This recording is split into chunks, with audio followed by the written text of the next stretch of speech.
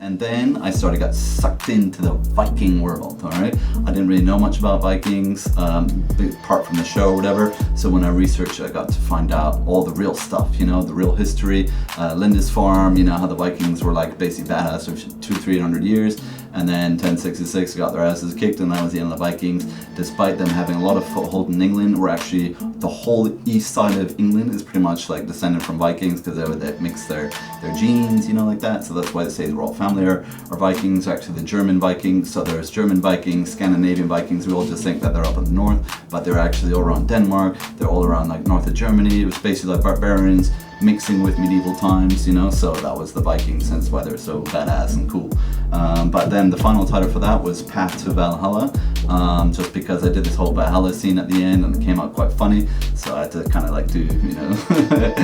hey dude to the title and stuff like that, because Valhalla was pretty cool. And through my research I kind of focused on Ragnarok, so I could have easily said something about Ragnarok, but I didn't want to go that route just because Thor 3 like came out a couple years ago, which was like pretty good film, even though it's not very accurate to the Viking mythology. But anyway, I wanted to do something different, so it started off all serious and dark, and then it ended up in a comedy light note when they end up in Valhalla, and kind of like there's no chicks around, but there's Odin and Thor, you know, so it's very dude flick, you know, because it's me playing everybody, so I'm a dude.